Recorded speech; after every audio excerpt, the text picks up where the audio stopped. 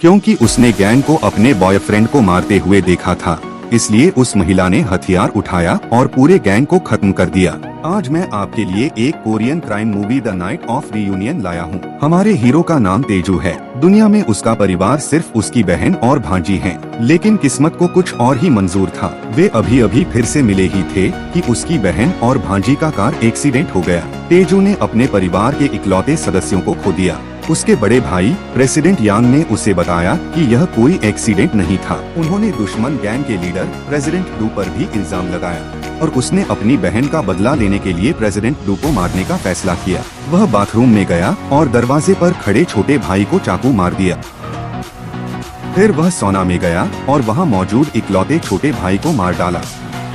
आखिरकार वह सीधे प्रेसिडेंट डू के पास भागा। सब कुछ हो जाने के बाद प्रेसिडेंट यांग ने उसे कुछ पैसे और एक प्लेन टिकट दिया। तेजू के जाने के बाद प्रेसिडेंट यांग ने नॉर्थ सिटी गैंग के लीडरों को मारने का मौका ढूंढा।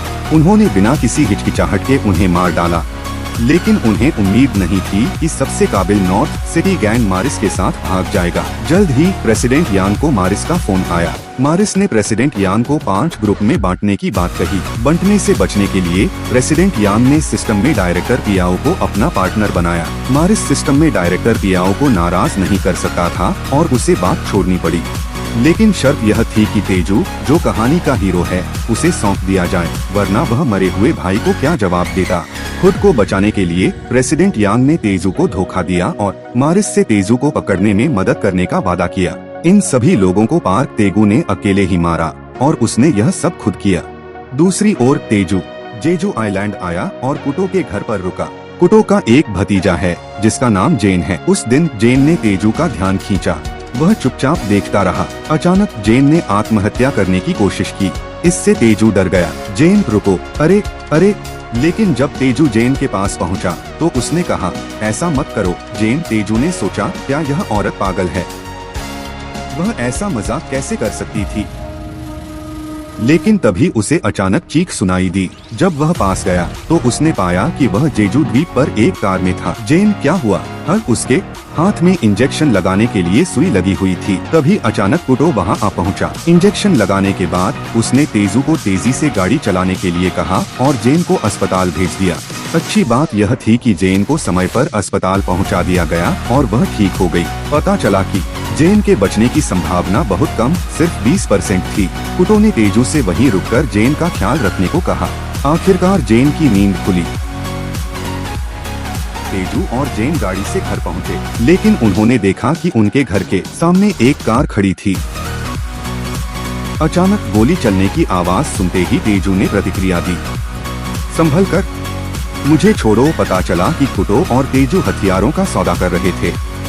दूसरी पार्टी उसे ब्लैकमेल करना चाहती थी और कुटो को भी उन लोगों ने मार डाला। जेन को अपने अंकल की सुरक्षा की चिंता हुई और वह तुरंत अंदर भागी।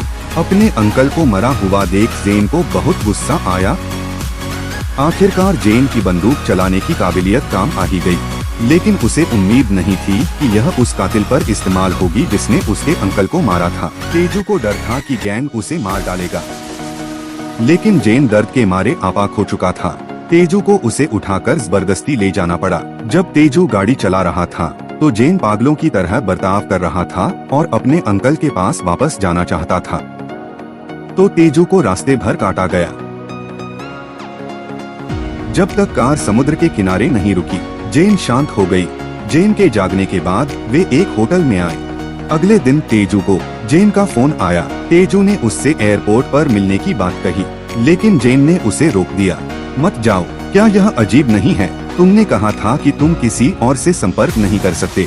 हालांकि तेजू को भी लगा कि कुछ गड़बड़ है, लेकिन तेजू आखिरकार एयरपोर्ट गया। एयरपोर्ट पहुंचने के बाद उसे एक अच्छे दोस्त का फोन आया। उस दोस्त ने उसे बताया कि प्रेसिडेंट यांग तुम्हें फंसा रहे हैं, लेकिन इससे पहले कि वह अपनी बात पूरी कर पाता, उस दोस्त को पकड़ लिया गया। उसका सामना प्रेसिडेंट यांग से हुआ। वह तेजी से भाग निकला। झाओ जिलोंग की तरह उसने एयरपोर्ट पर जबरदस्त लड़ाई की। वह कार से सफलतापूर्वक निकल गया। आखिर में उसे हाईवे पर रुकना पड़ा। फिर दर्जनों छोटे गुंडों ने हथियार उठाए और तेजू पर हमला कर दिया और तेजू ने एक कार की चाबी से मुकाबला किया। उसने कार में गुंडों से लड़ाई की। आखिर में उसने एक आदमी को बंधक बना लिया। कार वहाँ से निकल गई। फिर उसने जल्दी से जाई यान को फोन किया। उसने जाई यान से जल्दी चले जाने को कहा, लेकिन जाई यान ने बात नहीं मानी। नतीजा यह हुआ कि उसे बेचैन गैंग के लोगों ने पकड़ लिया। उन्होंने उसे बंधक बनाकर तेजू को धमकी दी कि वह 1 घंटे में वापस आ जाए, वरना उसे सब ठीक करने का इंतजार करना होगा।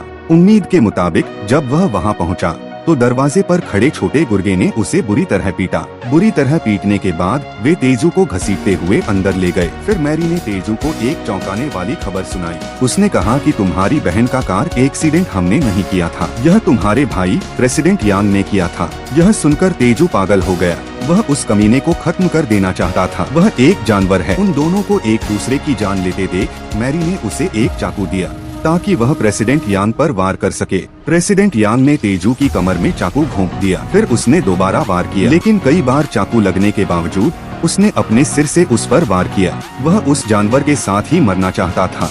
दोनों की हालत लगभग एक जैसी देख मैरी ने अपने आदमियों से तेजू को चाकू देने को कहा। फिर मैरी ने कहा, मैं सच में उस कमीने को एक तोहफा देना चाहती हूँ ताकि जब तुम जाओ तो उसे भी अपने साथ ले जा सकूं। लेकिन अगर वह कमीना मर गया तो हम मुसीबत में पड़ जाएंगे। तेजू, अब तुम्हें इसकी कीमत चुकानी होगी। तेजू की मौत हो गई। लेकिन जाई यान के मामले में मैरी ने तेजू से वादा किया था कि वह उसे जाने देगी। बेशक उसने अपना वादा निभाया, लेकिन उन्हें नहीं पता था कि जाई यान उनके जाने के ठीक बाद हरकत में आ गया। उसने गैंग के बारे में अपने दोस्त से पता लगाया। उसने अपनी जेब से चीजें निकाली, दरवाजा लॉक किया और मुड़कर देखा। गैंग के सदस्यों को लगा कि वह नाश्ता करने आया है। उन्होंने उस लड़की पर बिल्कुल ध्यान नहीं दिया, लेकिन उन्हें यह नहीं पता था कि मरने वाले इंसान के लिए इसके नतीजे कितने गंभीर हो सकते हैं। उसने अपने प्यार को अपने सामने मरता देखा है। इस समय उसकी आंखों में सिर्फ नफरत है। वह सिर्फ बदला लेना चाहती है। उसने सभी को एक एक कार गोली से उड़ा दिया। वह कोई कसर नहीं छोड़ती। मैरी को उम्मीद नहीं थी कि उसकी दया का नतीजा आज के हालात जैसा होगा।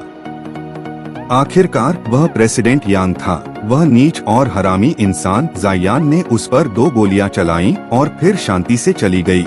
उस समय को याद किया जब वह ताइजू के साथ थी। वह समुद्र किनारे गई और आत्महत्या करने के लिए बंदूक साथ ले गई थी। लेकिन इस बार यह सच है।